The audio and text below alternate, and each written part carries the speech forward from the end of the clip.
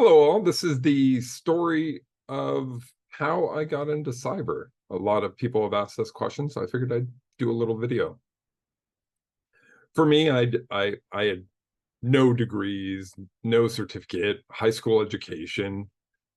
I had no business even going for the opportunity that I went for, but I had always been that voice of security, even though it wasn't my job. I had always said like, "Hey, we should do this different. We should secure this. We should try this." A lot of times I was told to stay in my lane. Um, Other times I was applauded, like, "Hey, good job, nice finding this." So I got a bit of a reputation, and I started meeting with security people and having more conversations with them, and built a really good relationship. One of them was leaving and had said, "Hey, there's going to be two roles opening up on the VM team. I think you should apply for them both."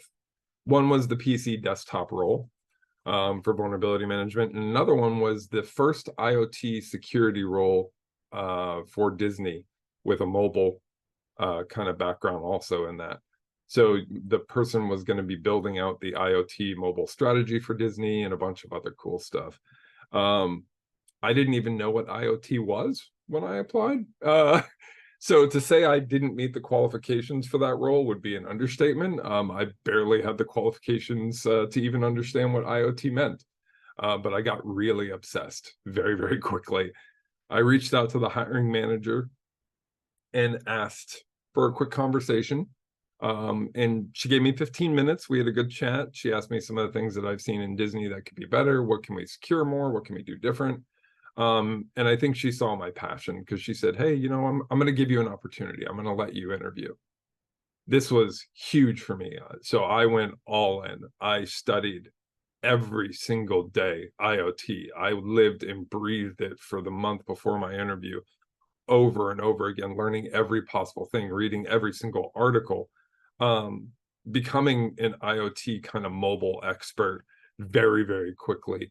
Um, and I did mock interviews. My friends got real tired of it, probably every day. I think I over prepared for that one, in all honesty, but either way, I was ready to rock.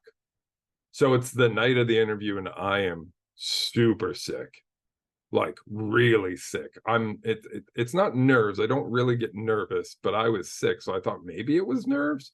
But like, man, I was really sick.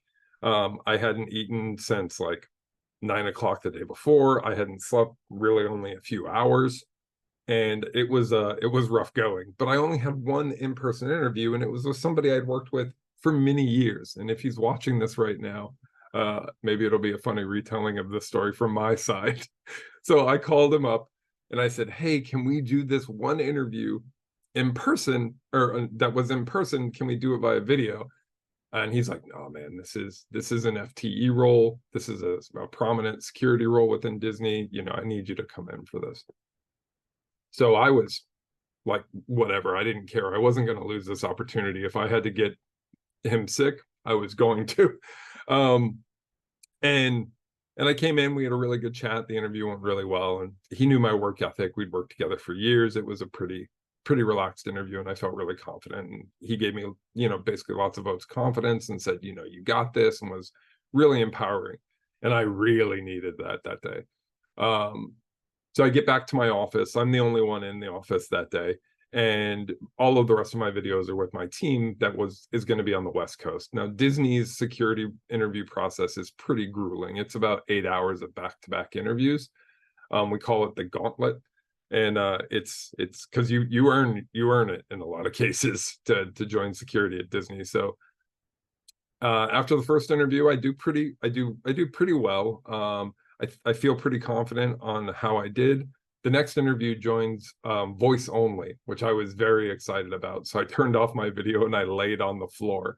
I took the interview laying down on the floor because at that point it'd been like, I don't know, 12 or 13 hours without food, and barely drinking water, because every time I did, I would get sick. Um, I just kept kind of powering through. So I had made it through 6 hours of interviews, and the seventh hour interview doesn't join, right? And I feel like I've already done pretty well because the people I talked to previously were like, "Hey, are you sure you want this opportunity? I have other jobs that might be a good fit for you too." So I was getting some really good exposure.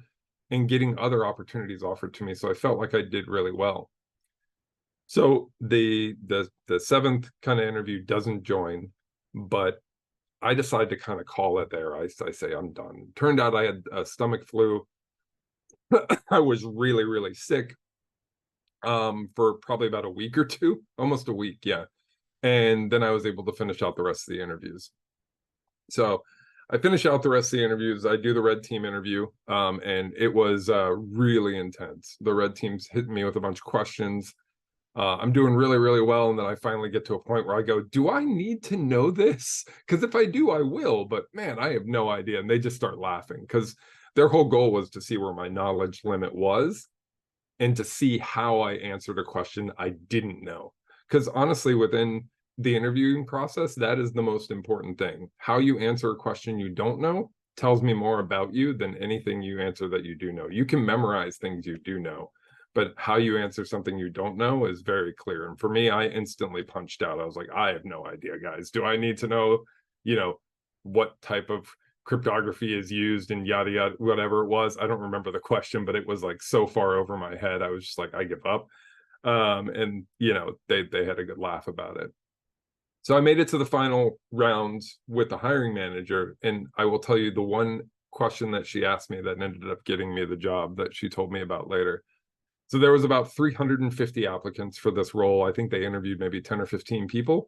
I was definitely not the most qualified by any means. I had nothing on paper that said I could do this job, except I'd been involved in a lot of security incidents, and I've done some stuff with security to kind of show my skills in the past. So she asked me a question. She said, I see that you applied for both roles. I see you applied for the mobile desktop role, and you applied for or the PC desktop role and the mobile IoT role. And she said, which one are you more excited about? And I said, the PC desktop role, I'll be bored in a year and I'll be looking for something new. But the mobile IoT role, I'm really excited about. I didn't even know what IoT was when I applied, and I'm obsessed with it. And I told her all the stuff that I've been reading. She said that one answer, that passion that I showed, that excitement that I showed, is the reason I got the job. So, I mean, I did 8 hours of interviews, and the reason I got the job was because of a 10-second answer. Let that sink in. Like, you never know what you're going to say that's going to be that thing that clicks with the hiring manager. For me, that literally changed my life. I went from making, 50, 60 grand to doubling my salary almost overnight. It was absolutely insane. My life has fundamentally changed because of the opportunities that she gave me. And I've paid that back every single year, mentoring people over and over again, probably close to 200 or 300 people I've mentored since that time, because it's that important to me that everyone kind of get that opportunity. And she believed in me, and I continue to try to believe in others and create more mentors. I mean, it's absolutely a phenomenal thing.